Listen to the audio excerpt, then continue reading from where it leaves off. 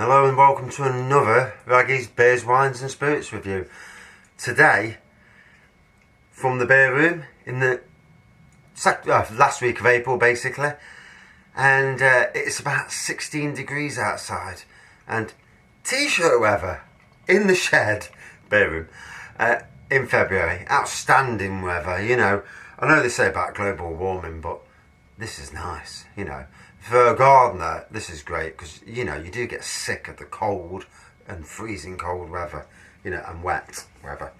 So today's review, not doing a lager today, do a cider instead. So, Elk Warning. It's a craft cider, crafted apple cider with blackberries. 4% standard fruity cider strength, apple cider with a taste of blackberries, and it doesn't really tell you anything interesting. You know, lovely artwork on the can, mind you, but yeah, doesn't really say anything interesting. So we'll give it a pour, and then I'll try and find a little bit of info off the internet if we can.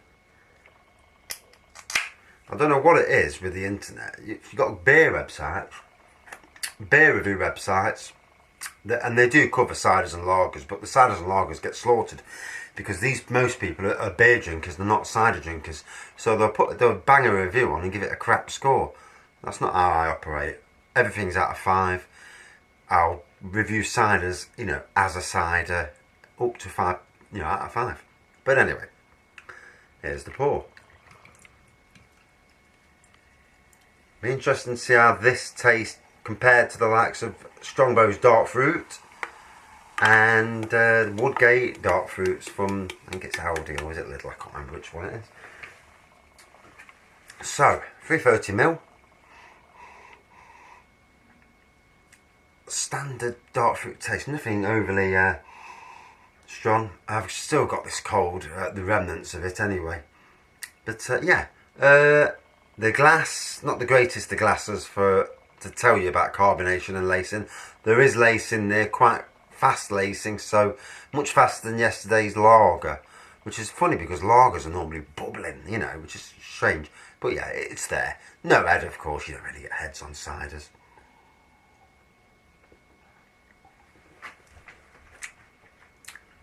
Ooh. So, definitely tastes blackcurrant off the bat, and the apple very prominent in the background.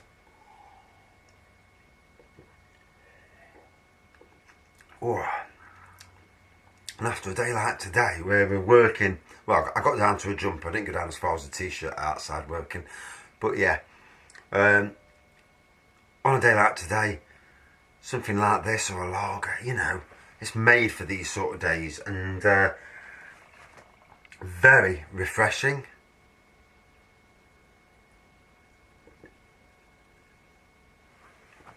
So, see if I can balance this without losing it. I am going to have to make a little area up, you know, just for reviews and stuff. Right, there. I've got a new phone, and I swear it's a struggle to do things on this phone. Until I get totally used to it, of course. So, what I'm looking for, Elk Warning. Elk Warning cider. Here we go.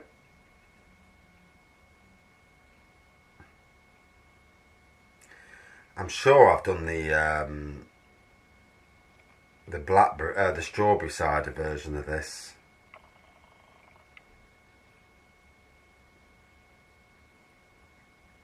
On that Untapped website, it's got a rating of 3.7 out of 5 from 1,877 ratings. So, yeah, not bad for them. So yeah, from carefully selected apples, we ferment the juice. Since every apple is different when it comes to sourness and sweetness, we adjust the taste after fermentation. Yeah, it's a wise thing. This is a handcrafted process where we use the finest ingredients to reach the same result in every batch. The Elk Warning craft cider variant is an apple cider with blackberries. Well, you can try and get it the same, you know. You'll never get I wouldn't have thought they'd be able to get it 100% the same every single time. But, you know, that's how it is, I suppose. Can't see any reviews, so I'll go off my own review.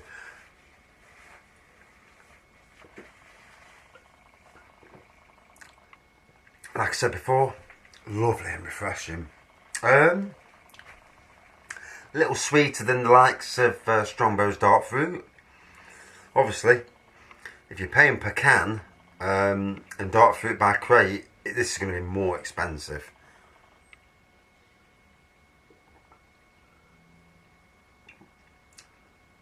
But definitely that time of the year now, especially with this weather.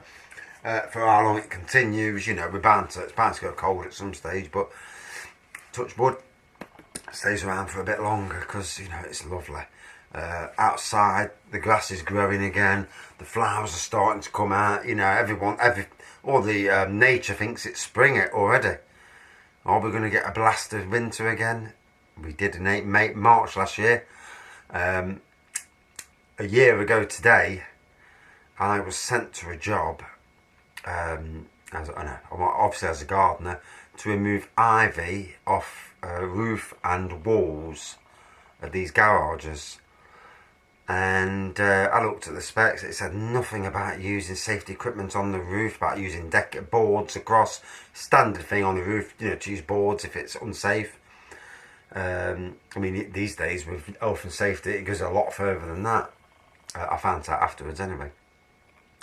So one was a substation roof, peeled it off, went over beautifully.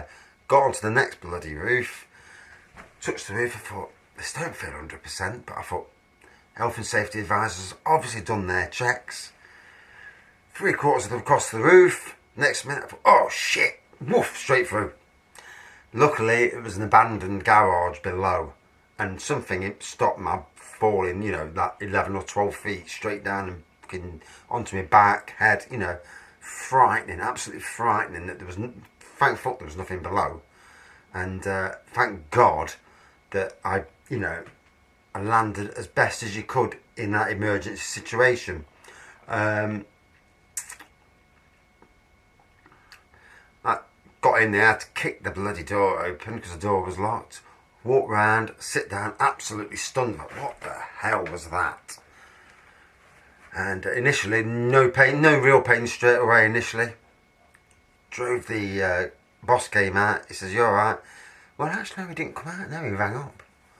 Anyway, got back to the yard, and then it started to, you know, sinking. Ended up being off work for 5 weeks with, and doctor said to me, like, it was like you'd been in an RTC, you know, RTC.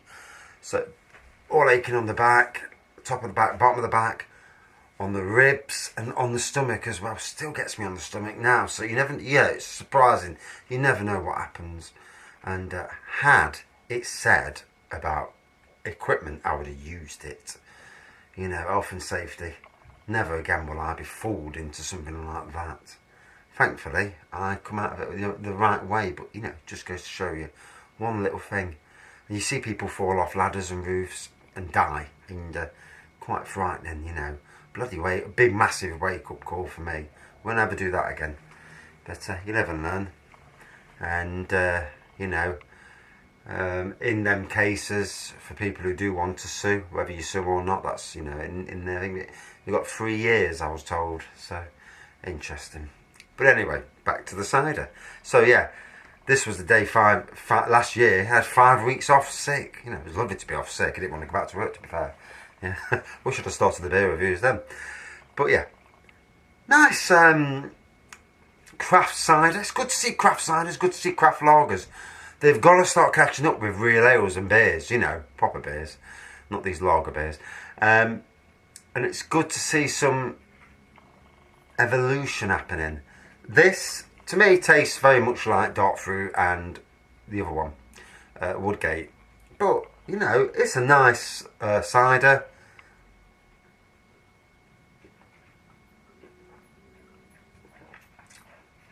Very similar to the others in taste. You know, very much like an alcoholic Ribena. But if that's what floats your boat, it's a good one to try, you know.